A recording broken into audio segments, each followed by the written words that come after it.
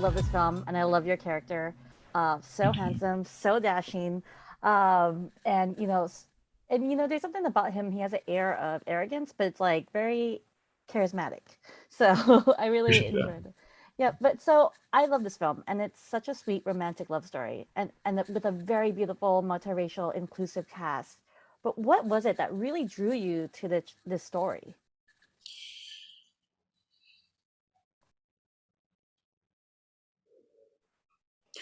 The expression of insecurity that Malcolm has Mhm. in putting up this guard of like, okay, I need a list to protect myself, you know, the fear of like falling in love in a way that is untethered, insecure, and like overwhelming, and being afraid of that. I don't think I'd seen it articulated or had the opportunity to sort of explore that as a man as well, you know. Yeah. So I think there was the depth of Malcolm's character in the story was one of the things that definitely attracted me to the role. Well, the film initially started out in the short film, Mhm. created 3, 4 years ago, and eventually became this film. Because you got to portray Malcolm in the short, was there any initial changes to your character of how you portrayed him and how you wanted this versus when the first time you had him, you had this idea, okay, I want to make him arrogant, I'm gonna make him this. But then when you got this overall film, you decided to change it, or did you kind of keep it consistent from what your idea perception was in the short? Yeah, no, it definitely matured and developed in the interim period between the short and the feature because we had more time to sit with it and interrogate it and pull it apart and put it back together. I think the script as it first existed was fine, but then Emma was like, it can be better. And so she spent the next year and a half, 2 years, like tinkering and fleshing out the character and giving them more to do and more to feel. And myself as well, I'd read the script every so often and be like, okay, how can it be better? How can we explore different things more in different sections? And also like incorporating the history of Yoruba in the character was a change that came that I didn't imagine that I would get the opportunity to play a period romantic lead in my career when I started. So to be able to, at the time of the short, I think I was just trying to do my best job to make sure I don't get fired, you know, or to make sure that it did this version of the character didn't block a conversation that needed to happen. Like if I didn't do a good job there, then do we have Bridgerton? Do we have a no, well, but I'm not saying that I like I am the reason that it exists. But I'm just saying that if that short isn't good, then it's an opportunity for people to say like this doesn't work. We don't want to see it. We're not going to finance stories like this. So yeah, I was like trapped in my own fear of just do a good job, don't like ruffle any feathers, let this be okay. And then afterwards, we were able to like express ourselves more with our characters, and I think Zawe does that excellently. I think Freida does that excellently, and I just wanted to be on their level, so I tried my best. You know. Well, I love that you mentioned Bridgerton too, but we are seeing a trend of Regency period films, even historical films, with Mm-hmm. Anne Boleyn, with Julie Turner Smith, Yeah. and we get to see series and stories that used to be very white, to be honest. And, but now we're seeing a trend of diverse and inclusive storytelling and casting of characters, and it brings a sense of normalcy to the whole thing, which I love. And I know it's refreshing to see you as a love interest. It's so amazing to see two people of color and even just like people of color leads fall in love and even create friendships. Do you feel like times are changing when it comes to these period and historical stories and pieces, or do you feel like we still have a long way to go to really bring this color into this world? Absolutely. I mean, two things could be true. Yeah, times are definitely changing. We can see that in the projects that are being produced, including like Persuasion and David Copperfield, for example. And yes, we still have a long way to go. You know, um, I don't think we should ever sit back and be pat ourselves on the back and be like, "Oh yeah, great, job done. Let's move on to the next thing." I think we need to strive for more sort of gender non-binary representation, you know, or like sexuality representation. and also to have these people behind the camera as well as in front of them, you know, until we create an entire utopia in the whole world, there'll always be work to do. And I'm just glad to be a part of the work being done today. Well, I love the relationships, and not only the romantic love that I feel like in the story, obviously, but I also love the friendships. Hmm. Like he has his friendships with Theo James' character Captain, and his friendships with Cassie's cousin, and so the Lord, and so it's great to see friendships in this, and Hmm. without it being competitive, even though it was a little competitive. But Yeah. then it became kind of like where it's endearing. What can you tell me about these friendships that are beyond romantic?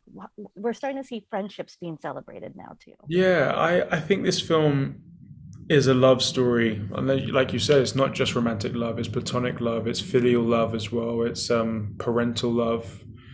And I love that they're like tendrils of it and interconnectivity between all of the different characters.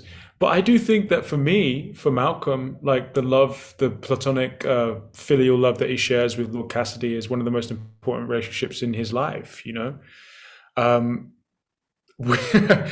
Oliver and I spent a lot of time building up this whole backstory for the two of them that unfortunately didn't make it into the film, but maybe there'll be like a spin-off or a sequel in which we get to share that. But honestly, like I have a lot of love for Oliver as a human anyway, and I think it developed over starting with a short together and then working towards the feature.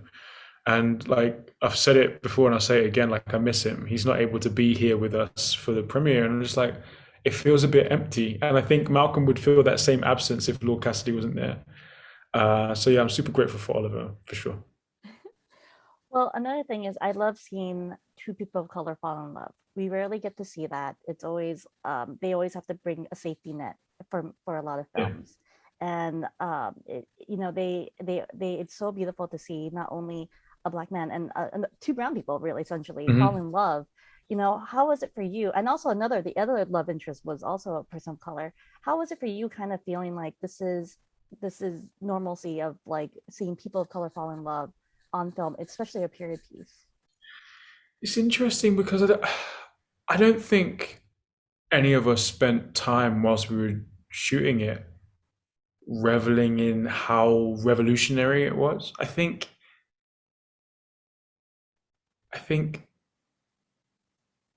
there was a it's like it feels obvious to say, but it felt normal, you know? Mhm. As a human being, I've spent a lot of time with falling in love or in relationships with people of color. So I wasn't on set being like, oh, this doesn't happen, you know? And I think it's just that. It's inclusive and like telling the stories of all of the rest of us, you know, for whom it is normal. So yeah, to say that slightly more eloquently, it was really normal for me anyway. I don't know if the ladies will say something different. And it's only now that you've asked the question that I'm just like, I can't believe this is one of the first projects in which like the two leads have not they like the safety net as you Yeah. mentioned, and like this absolutely should not be the way that life is. And I'm glad that we're slightly chipping away at that and changing it. I know I could have said that better, but like I was just so surprised. Well, no, of course. And this will be the last one, but because we are seeing a change, we are seeing, historical figures becoming people of color, because it should be anyone should be able to play whoever in regards to this characters of, who are white to this now Mhm. being everyone. Also period pieces. Is there a particular period piece or historical piece, that you would love to be part of, that on your wish list, but now that it can come true because we can diversify and be inclusive in our stories? It's a great question.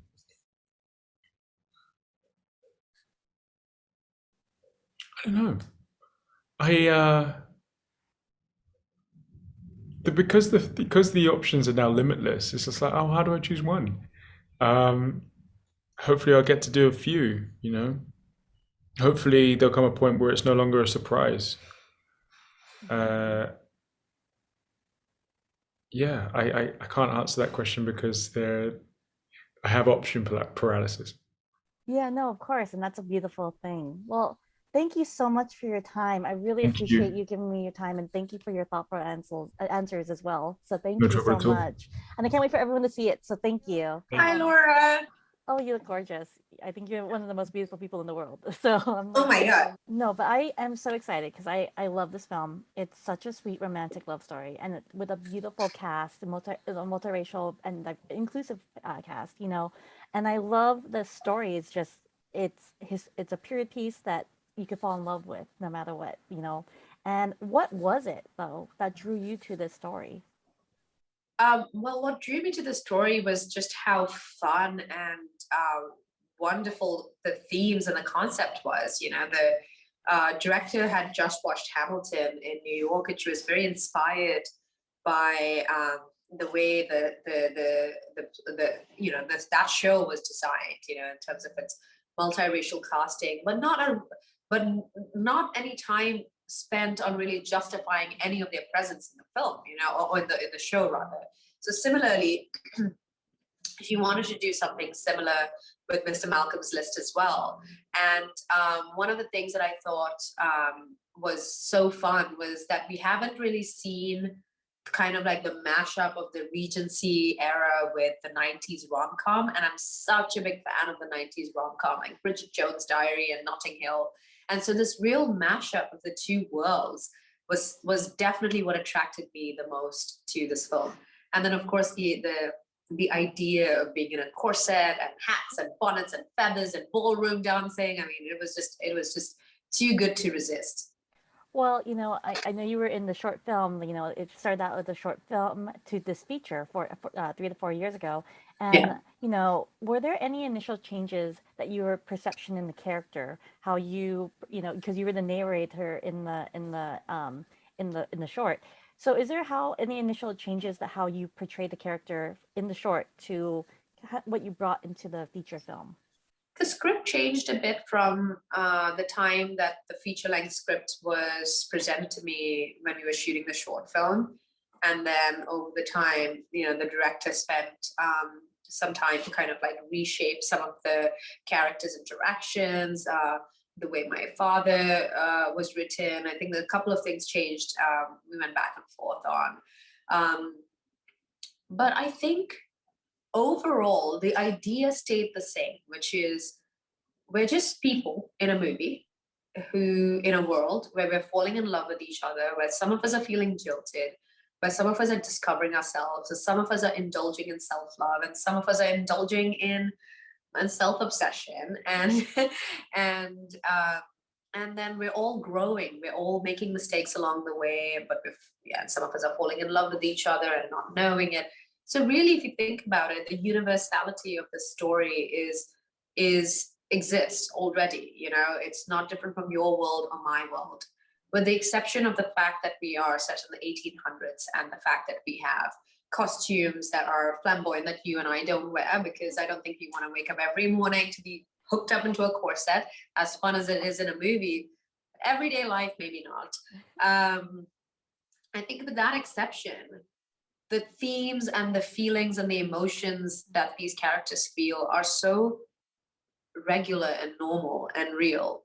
So really, I don't know if it changed much, as opposed to just spending more time really understanding the character, really letting the characters come to life and breathing life into it in a different way, because in a short film you only get that much time to do it, whereas in the feature-length film you have more time, and then the TV series you have a lot of time to kind of create character arcs. So yeah, I think it was just more about just spending enough time understanding the emotional arc of these characters.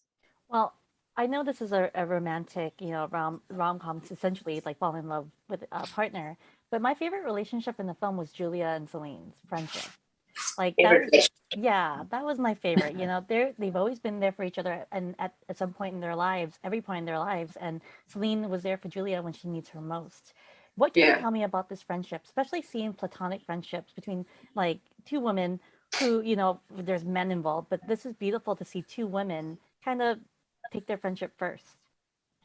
What I love about you asking me this question is the fact that I'm noticing it's the women that are asking me this question about the female friendship.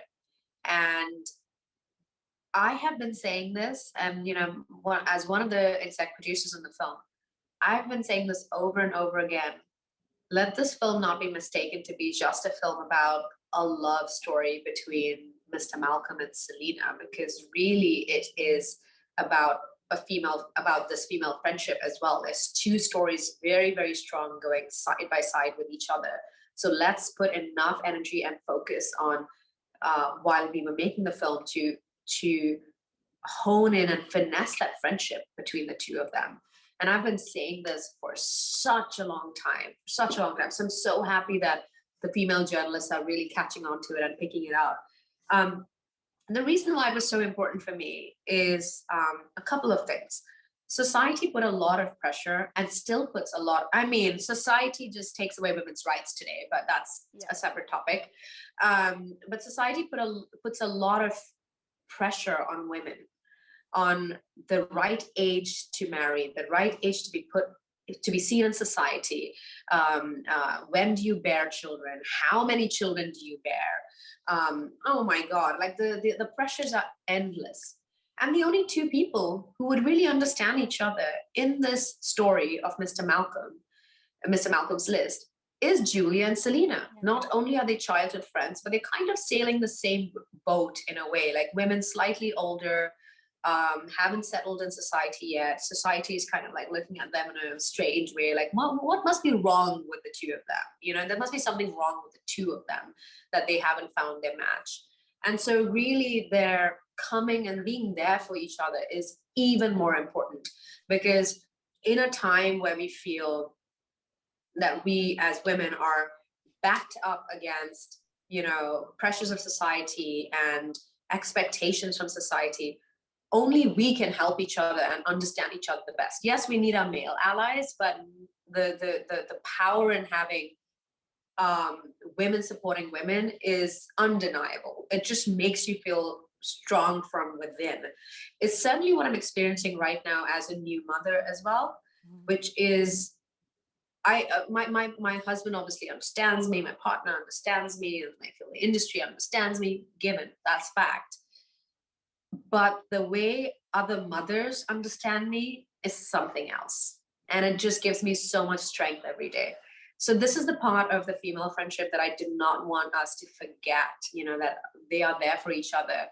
And they're there for each other in a way where it feels almost selfish and selfless in some ways, where Julia's approach to Selena might feel a little selfish, like she just wants her there for her revenge and her plot. But really, Julia is also giving Selena a new lease on life. She's through her life is allowing Selena to really experience a new kind of a little bit of zest in life, because her mundane country life is not affording her excitement and play and the opportunity to play dress up and meet new people. So it's really a two-way friendship, and they're both there for each other, and they both grow with each other. They both make mistakes together as well, and they both learn from it, and their relationship only becomes stronger. Yeah, no, I definitely love that. And I love seeing two women of color really become friends. There's no safety net regarding having a white character, especially since we're beginning to see a trend of Regency period films and stories that used to be very white, to be honest. And it brings us, but now we're seeing a trend of diverse and inclusive casting and characters and stories. And it brings a sense of normalcy to the whole thing, which I love. Yeah. And do you feel like times are changing when it comes to these period pieces and historical pieces as well? Because we see Anne Boleyn being played by Jodie Turner-Smith. Do you feel like these period pieces and the historical pieces are changing to kind of fit with the times? And it's great to see two people of color and not have a safety net of a white character in this film as well. Yeah, I mean, I will tell you that for me, this film is not about historical accuracy. We're playing with a fictional tale here, and we are obviously relying on some historical accuracy, because there were people of color in England throughout time, considering it was one of the major colonizers of the world, and basically stole people from every part of the world and stole so much from their culture as well.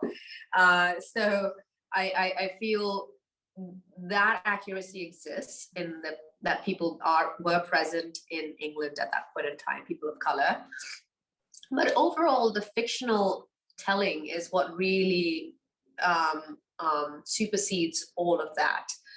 For me, it is the telling of love stories, the telling of stories of self-discovery and self-love and self-respect, and really coming into your own.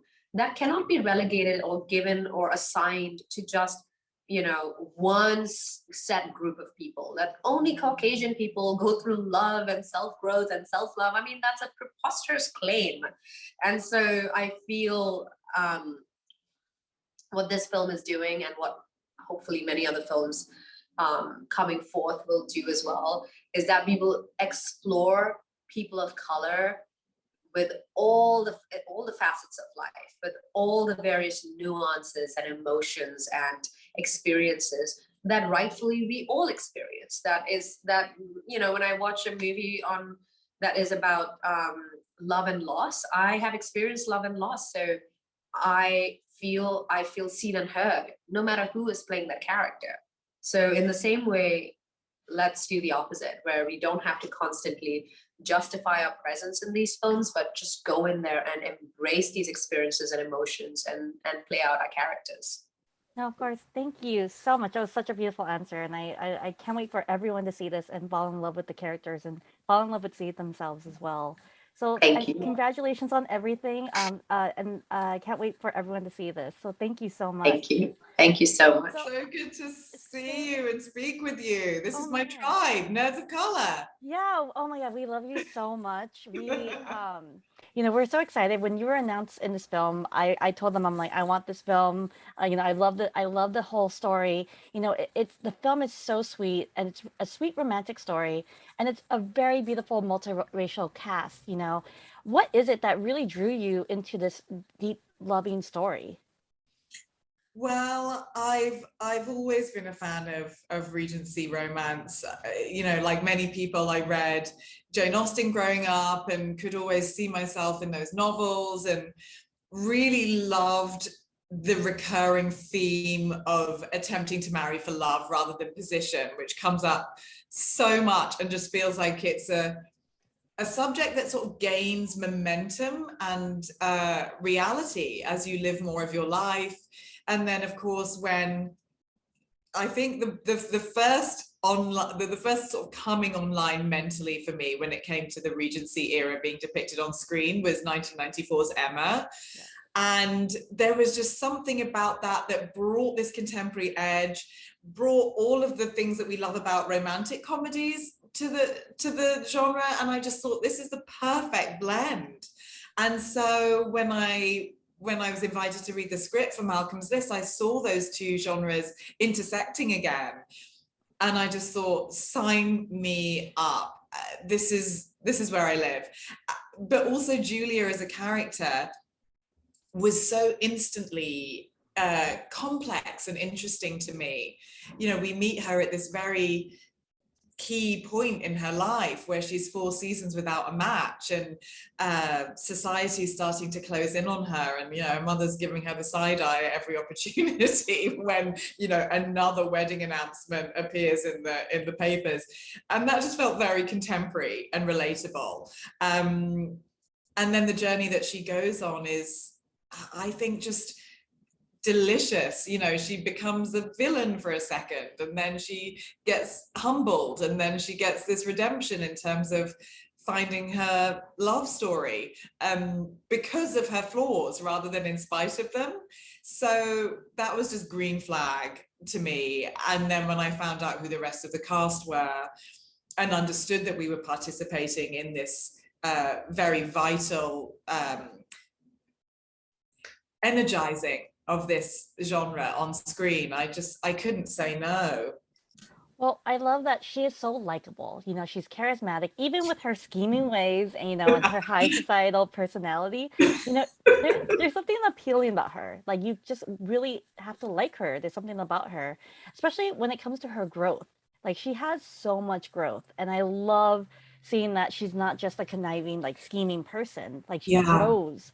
What was the most fun of playing someone who goes through the cycles? Oh, where do I start? It was just so fun, Laura, to just keep pushing the envelope. I think for me, I always feel happiest as an actor when I'm somehow walking the line between likability and hateability with the character. Those are the characters I've always warmed to in literature and in film, theatre, you know, my whole life. You know, I could be more of an Ursula girl than an Ariel girl. Do you know what I mean? I think there's something to the anti-hero that always appeals. And so it was great just to give her the allowance to be who she is. And I think also being a woman of color, stepping into the protagonist role in this genre, came with a lot of thought for me, because I think there are parts of me where I thought I need to become more palatable for an audience. And I fought against that instinct, and I made it as real as I would any other character in any other genre, because we're about opening the doors for this movement now. And it starts with you as an actor just stepping into your most authentic space. And so it was almost like I was growing and Julia was growing at the same time. So it was a really like a fascinating process, and very healing as well as very joyful.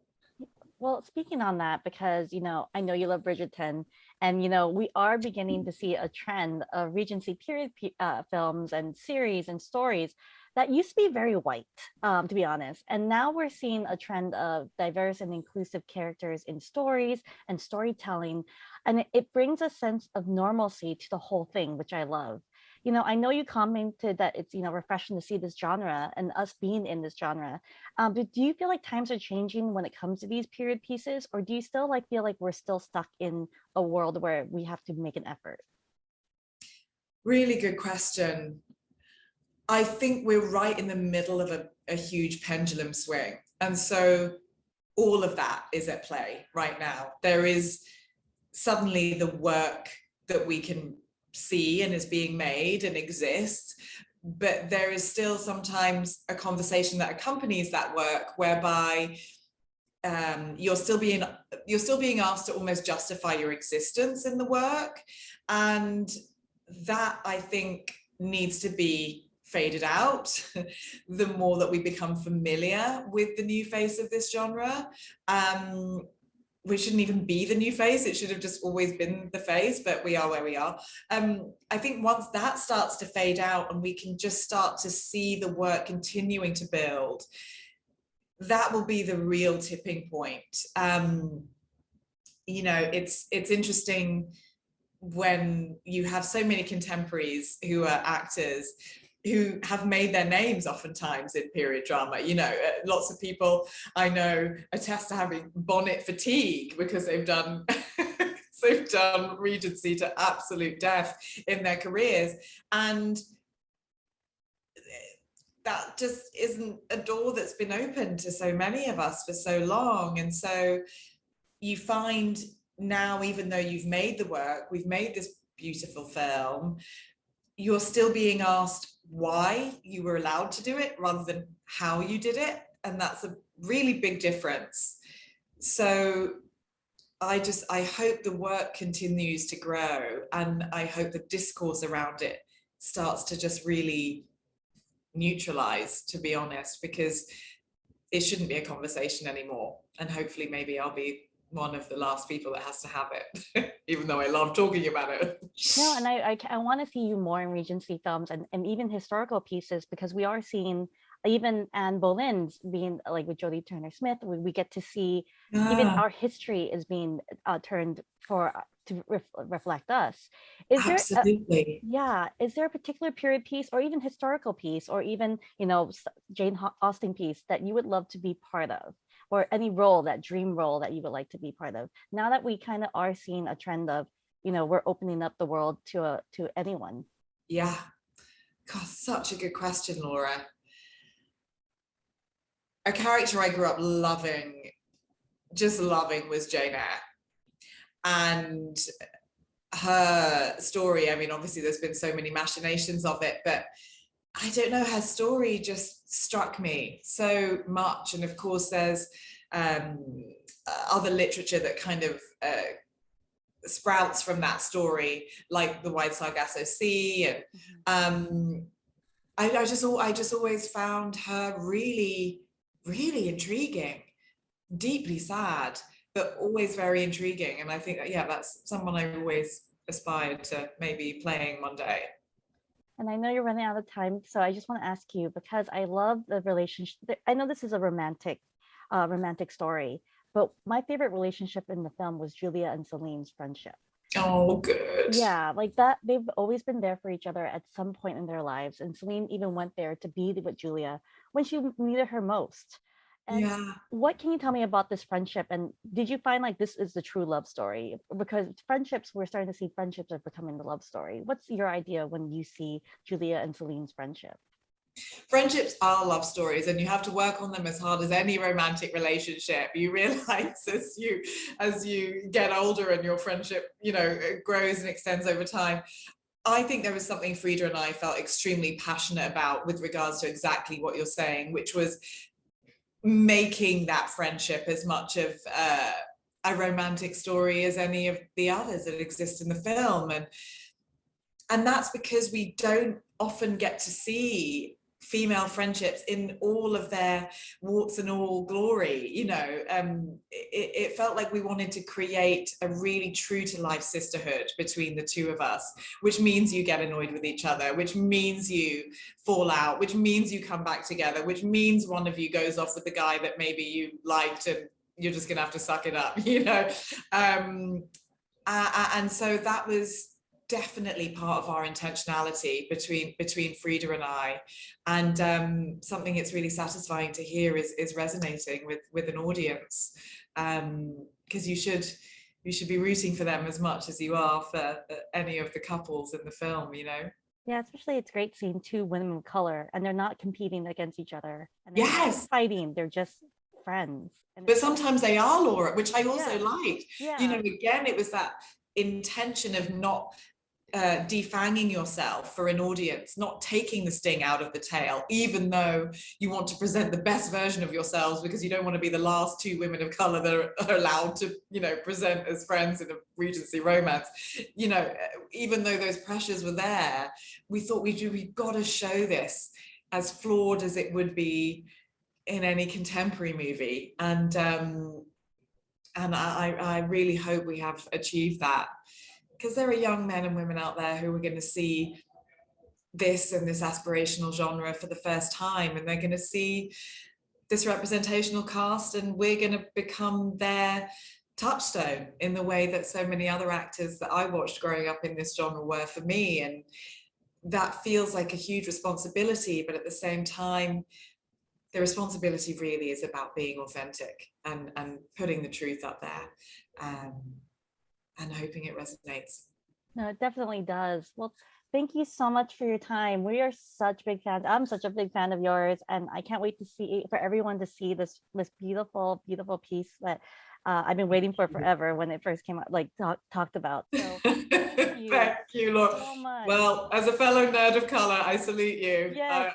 The activists, directors, comments and the lectures, fanboys, professional artists and professors. Maybe a nerd who's just like you, talking about the things that you like too. So I invite you to the NOC. In full color, you see me.